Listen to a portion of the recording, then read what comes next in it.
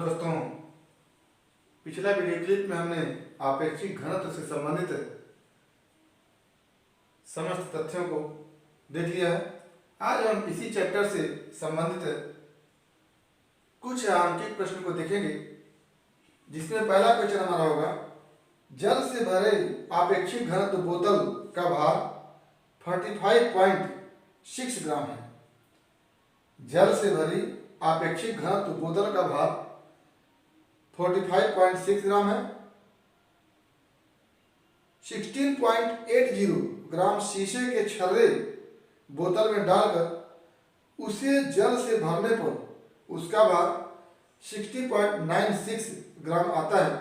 शीशे के छर्रे का आपेक्षिक घनत्व ज्ञात कीजिए। तो आपके पास सवाल में पहले केवल जल एवं बोतल का भार है, तो क्या आपके पास है जल एवं बोतल का भार, बोतल का भार जैसा कि चित्र में दिखाया गया है। ये जल से भरा हुआ पूरा बोतल है, इसका भार जो है 45.6 ग्राम 45.6 ग्राम है। और जब इसको 16.80 ग्राम शीशे के छर्रे के साथ जल से भरते हैं, तो उस स्थिति में इसका पूरा द्रव्यमान हो जाता है 60.96 ग्राम। ये हमारे पास है। और शीशे के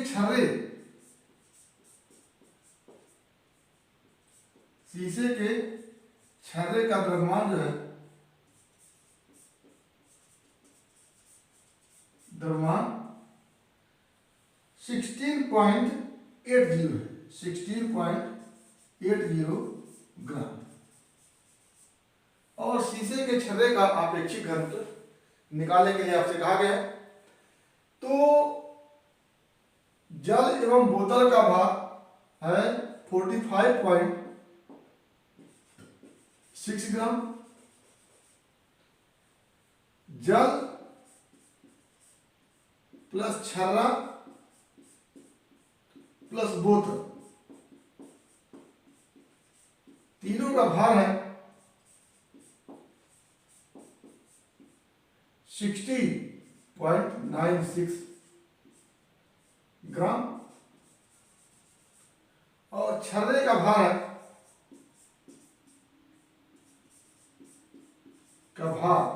बराबर 16.80 ग्राम। यानी इस पूरे का भार जो है 60.96 ग्राम है। और इस जल एवं बोतल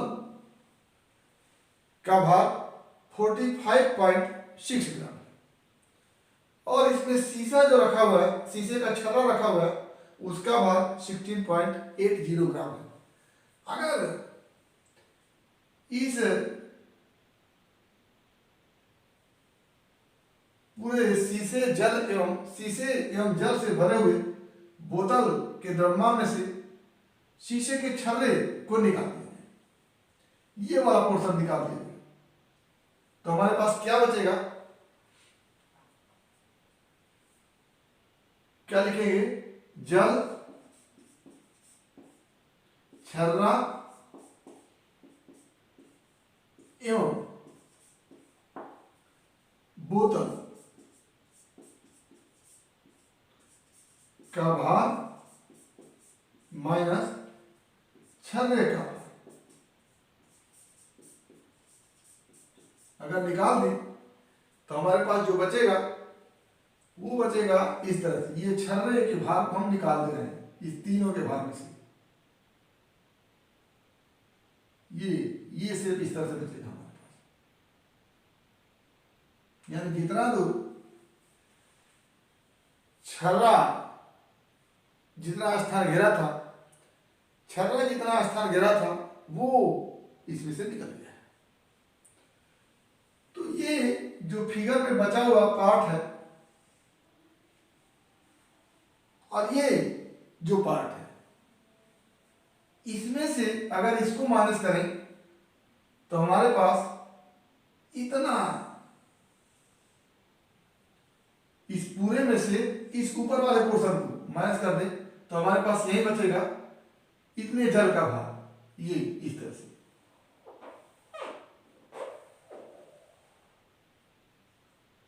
पूरा हमने जो इस फिगर में है उसको हमने माइनस कर दिया, हटा दिया।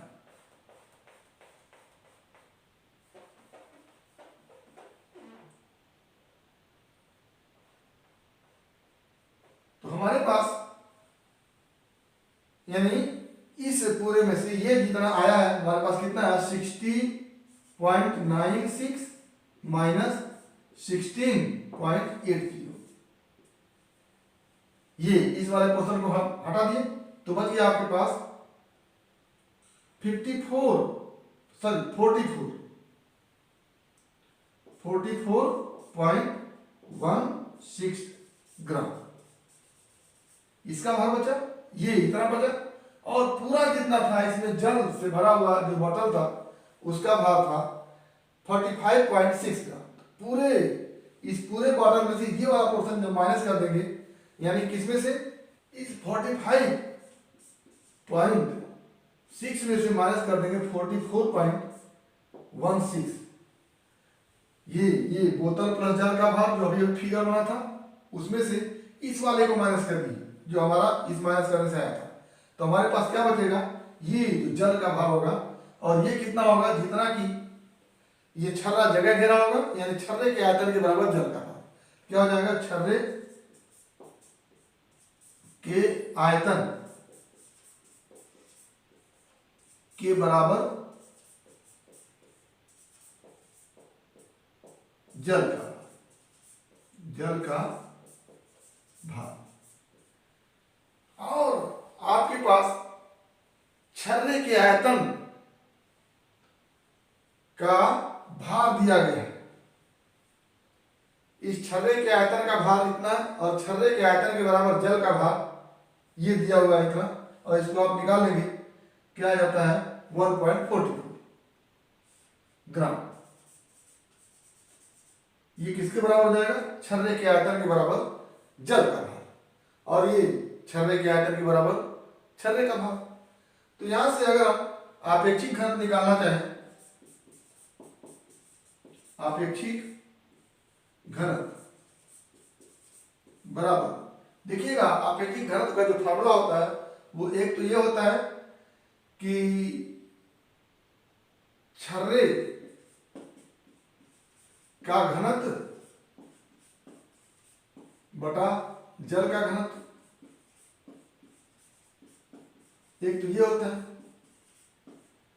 ये आपेक्षिक घनत्व।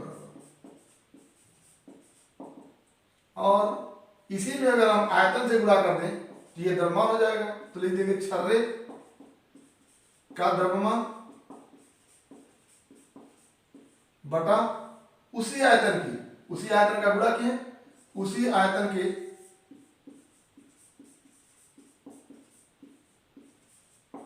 जल का द्रव्यमान।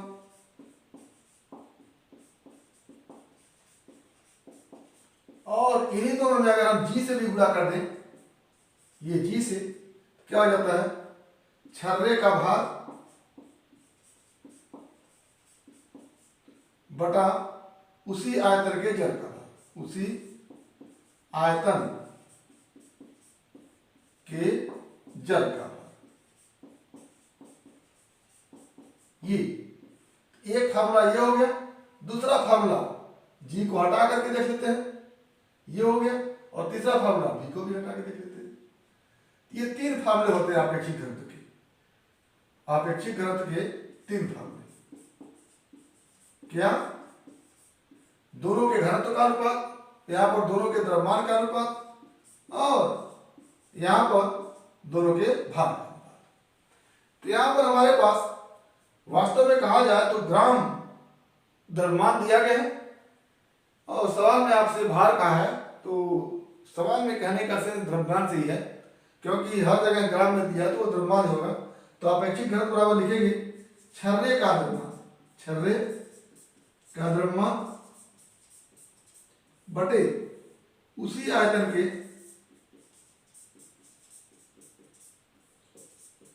जल का द्रव्यमान, जल का द्रव्यमान। तो आपके पास छर्रे का द्रव्यमान है और उसी आयतन के जल का द्रव्यमान, ये छर्रे का द्रव्यमान था यहाँ पर, उसी आयतन के जल का द्रव्यमान हो गया। क्या लिखेंगे 16.80 और बटे 1.44। तो ये हल करेंगे तो आ जाता है 11.6। ये अपेक्षित घनत्व बन के आता है। तो ये हमारा पहला सवाल था। आइए दूसरे सवाल को देखते हैं। एक अपेक्षित घनत्व बोतल की तौल जल से भरने पर 72 ग्राम तथा 1.2 अपेक्षित घनत्व वाले द्रव से भरने पर 82 ग्राम है। खाली अपेक्षित घनत्व बोतल का भार ज्ञात कीजिए। तो जो बोतल होता है उसे अपेक्षित घनत्व बोतल कहते हैं। तो उस अपेक्षित घनत्व बोतल का जल से भरने पर द्रव्यमान 72 ग्राम और द्रव से भरने पर द्रव्यमान 82 ग्राम और जो द्रव भरा जा रहा है उसका अपेक्षित घनत्व 1.2 है। तो बोतल का द्रव्यमान आपसे पूछा गया। तो इसको देखने के लिए हम ये बोतल बनाते हैं। इसमें पहली बार जल भरा गया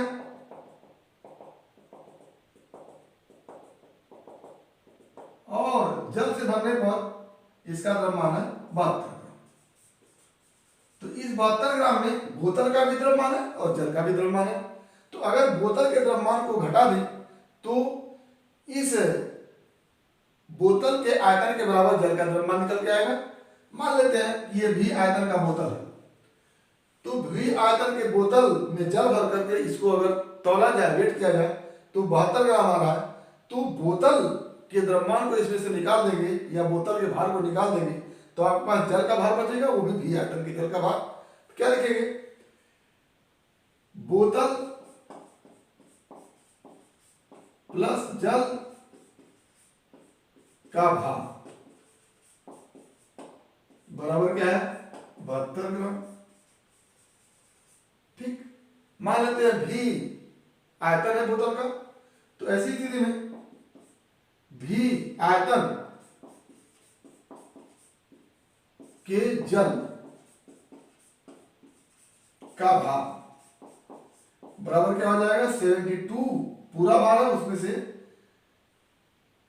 अपेक्षित घनत्व बोतल या बोतल का द्रव्यमान ऐसे m घटा दिया। मान लिया कि m क्या है बोतल का द्रव्यमान है। ये हो गया भी आयतन के जल का भार, m जो है बोतल का भार है। आगे इसी प्रकार अब 1.2 अपेक्षित घनत्व के द्रव को भर दिया गया तो उसका भार क्या हो गया 82 ग्राम। तो उसमें से अगर बोतल के भार को घटाएंगे केवल द्रव का भार आ जाएगा। तो क्या लिखेंगे भी आयतन के द्रव का भार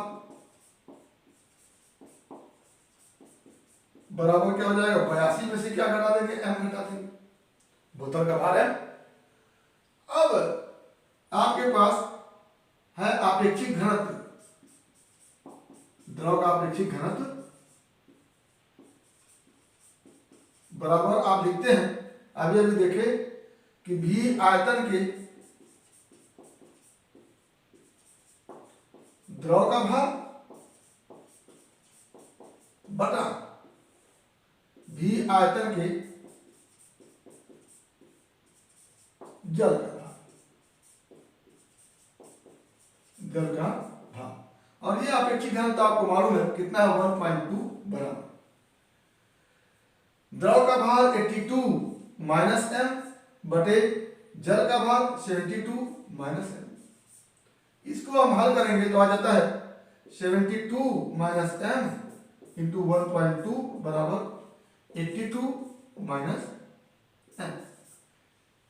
72 मल्टीप्लाई 1.2 माइनस 1.2 मल्टीप्लाई m बराबर 82 माइनस m। इस 1.2 को उधर ले जाइए और इसको इधर ले आइए, क्या हो जाता है 72 multiply 1.2 minus 82 equal to 1.2 m minus m। ये हो जाता है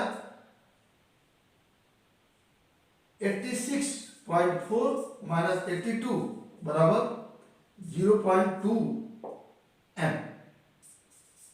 यहां तो जाता है 4.4 इक्वल टू 0.2 और m इक्वल टू क्या आ जाता है 4.4 बटे 0.2, ये हो जाता है 22 ग्राम। ये किसका द्रव्यमान आ गया, बोतल का द्रव्यमान आ गया। तो इस तरह से आप करेंगे, पहले जल प्लस बोतल के द्रव्यमान से बोतल का द्रव्यमान घटा देंगे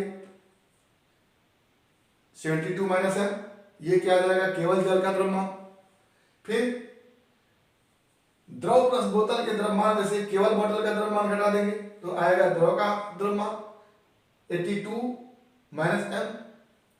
अब आपेक्षिक घनत्व का फॉर्मूला लगा देंगे, v आयतन के द्रव का द्रव्यमान बटे v आयतन के जल का द्रव्यमान।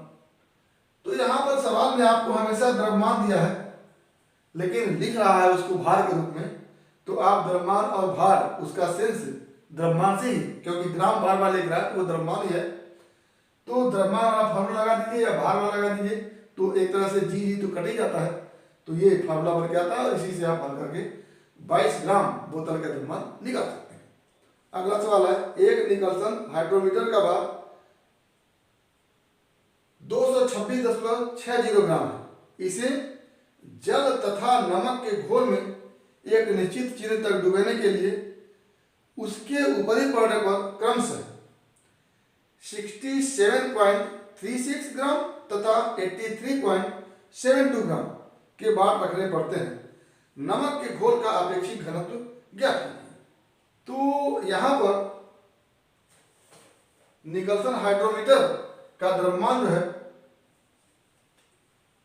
सॉल्यूशन में लिखेंगे, निकलसन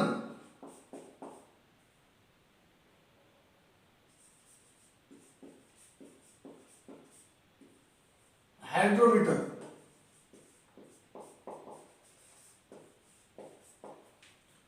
का द्रव्यमान बराबर 226.7 ग्राम। यह हाइड्रोमीटर का द्रव्यमान है, यह हाइड्रोमीटर का भार है, यह हाइड्रोमीटर का भार है। और अब इसे जल के घोल में, एक निश्चित चिन्ह तक डुबाने पर जितना भार रखना पड़ता है उस भार को इसमें अगर ऐड कर दें तो चिन्ह तक हटाए गए जल का भार इन दोनों के बराबर होगा। कैसे, ये आपका जाल है और इसमें निकलसन हाइड्रोमीटर को इस तरह से डुबाया गया है। तो चिन्ह तक डुबोने के लिए ये इतना जल हटाएगा, जितना इसका आयतन इसमें डूबा है उतना जल हटाएगा। तो उतना जल हटाने के लिए इस पर जो भार रखा जा रहा है W1 वो और प्लस निकलसन हाइड्रोमीटर का द्रव्यमान भार दोनों को जोड़ेंगे तो ये जो है इतना भार का जल ये हटाएगा।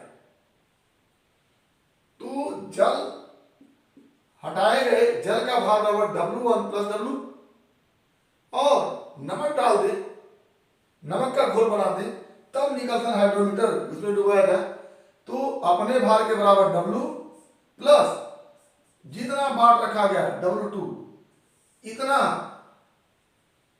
भार जो है नमक के घोल का हटाएगा। यानी दोनों नमक के घोल का आयतन और जल का आयतन दोनों तो सेम है, लेकिन हाइड्रोमीटर के भार के बराबर प्लस इस पर रखे गए भार के बराबर। ये पहली बार में W1 रखा गया तो इस पर कुल वजन कितना हो गया, कुल भार कितना हो गया, हाइड्रोमीटर का भार प्लस W1। इतना जल हटाया और नमक के घोल में रखा गया, तो फिर वही हाइड्रोमीटर का भार प्लस W2 जितना भार रखा गया, दोनों जोड़ेंगे तो उतना नमक का घोल घटाया। तो ऐसी स्थिति में आपेक्षिक घनत्व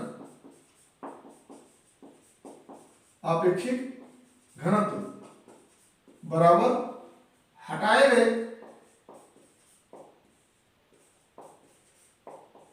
नमक के घोल का भार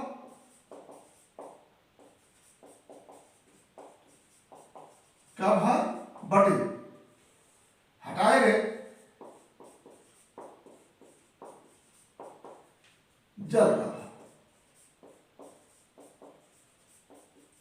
और कितना जल हटाएगा, जितना निकर्षण हाइड्रोमीटर का भार है और प्लस जितना भार उस पर रखा गया, प्लस जितना भार उस पर रखा गया, तो क्या हो जाएगा, नमक के केस में W प्लस W2 बटा W प्लस W1। ये निकर्षण हाइड्रोमीटर का भार है और इस पर इतना वेट रखा गया है, तब चिन्ह से जल में डूब रहा है तो इतना ही जल वो हटाएगा, और ये हाइड्रोमीटर का भार है और इतना उस पर भार रखा गया है, तो इन दोनों भार के योग के बराबर नमक का घोल हटाएगा। तो दोनों ही आपके पास मालूम है। तो एक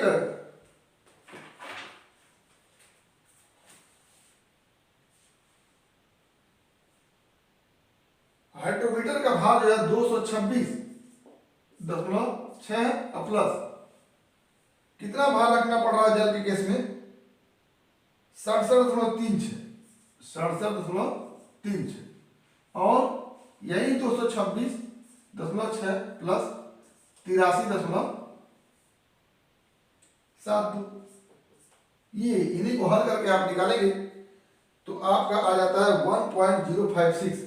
क्या आता है, 1.056। ये आपेक्षिक घनत्व आ जाता है नमक के घोल का। चौथा सवाल है, एक आपेक्षिक घनत्व बोतल का भार 25 ग्राम है। बोतल का भार सीधी सी बात 25 ग्राम है, उसे जल से भर देते हैं तो भार 125 ग्राम तथा तेजाब से भरते हैं तो भार 143 ग्राम होता है। तेजाब का आपेक्षिक घनत्व ज्ञात कीजिए। यानी आपको दिया है बोतल का भार, क्या है, बोतल का भार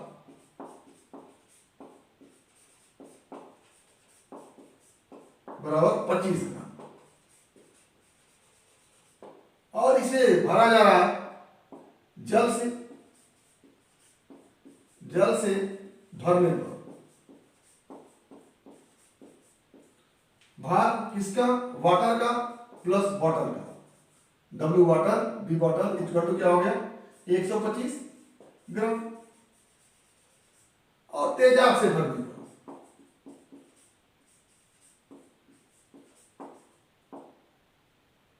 पर क्या हो जाता है, तेजाब T लिख देते हैं और प्लस B लिख देते हैं, इक्वल टू क्या होगा 143। अब इसमें से बॉटल का भार निकाल देते हैं और इसमें से भी बॉटल का भार निकाल देते हैं, तो यहां पर केवल जल का भार बचता है और यहां पर केवल तेजाब का भार बचता है। क्या निकला, केवल जल का भार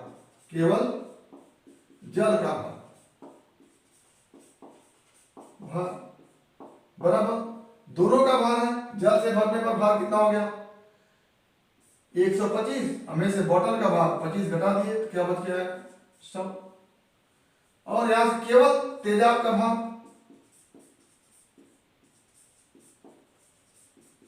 बराबर 143 में से फिर 25 घटा दिए, क्या बच गया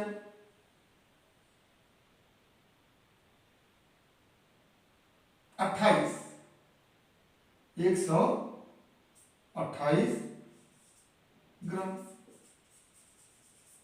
तो आपेक्षिक घनत्व क्या बन गया है, आपेक्षिक घनत्व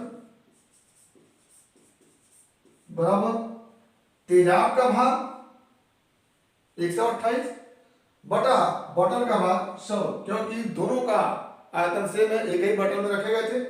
क्या हो जाता है 128 बटे 100 बराबर क्या हो गया 1.28 आपेक्षिक घनत्व हो गया। तो ये हमारा चौथा सवाल है। तो इस तरह से आपेक्षिक घनत्व के कुछ सवाल है जिसको आपने देखा। उम्मीद करते हैं कि आपको लाभ निश्चित रूप से होगा। और इसमें अगर किसी प्रकार की कोई समस्या आई हो तो आप हमारे YouTube चैनल कमेंट बॉक्स में कमेंट करेंगे या फिर हमारे WhatsApp नंबर पर कॉल करके अपनी समस्या का समाधान करेंगे। और यदि वीडियो क्लिप पसंद आया तो प्लीज लाइक करेंगे, शेयर करेंगे, साथ ही हमारे YouTube चैनल को सब्सक्राइब करेंगे ताकि इस तरह के वीडियो क्लिप का नोटिफिकेशन आपको मिलता रहे और आपकी फिजिक्स की तैयारी होती रहे। तो आज बस इतना ही। अगला टॉपिक अगले वीडियो क्लिप में। एक बार फिर आपके भविष्य के लिए बेस्ट ऑफ लक।